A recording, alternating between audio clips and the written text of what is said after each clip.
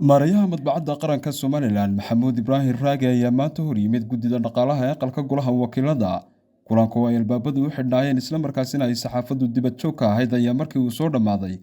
waxaa faahfaahin waxyaabihii laga wada hadlay ka bixiyey maarayaha guud ee Madbacadda Qaranka Somalilan Maxamuud Raage Ibraahim. xarunta golaha wakiilada qaranka Somalilan waxaanu wada fariisanay guddiga dhaqaalaha golaha wakiilada guddi hoosaadka dhaqaalaha golaha wakiilada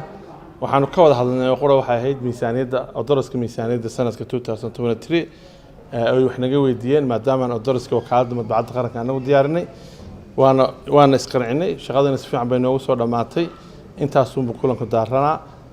insha Allah taala wixii kale tan anaga iyo golaha wakiilada waxaan ka wada shaqayn doonaa wixii si toos ah waraaqa ah iyo xiriir dawli ah bana dhaxsan 18 baa la magacaabay iyadoo 3 bilood mushaar lagu leeyahay weligeed inta anigu aan joogay mushaar madbacadda qaranku may waayeen heshiiskaana ma ahan heshiis xitaa aniga igu eega waa go'aan madaxweynaha qaranka Somaliland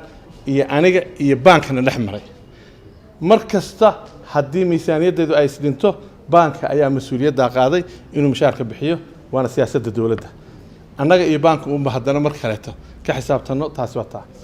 madbacaddu ma shaqeysa ayaa tiri haddana gaari haddaad wato rotikiska ku saaran ana daabacay waa markii ugu horeysay taariikhda ee Somaliland rotikis daabacato original iyadu leedahay madbacaddu ma shaqeysa waa tiri haddana number plate-ka weegan bay la wareegaysaa Somaliland madbacaddu ma shaqeysa tiri waxay bid ku guuleysatay inuu sheef qaranka inay iyadu u dabarto madbacaddu ma shaqeysa tiri buugaagta baanka qaranka Somaliland iyada daabacdo haddaad sheeg qaadanayso maanta inay yahay miskiin baa tahay iyada ku daabacday ma garatay waxa aad oranaysana as a journalist you have to ensure inaad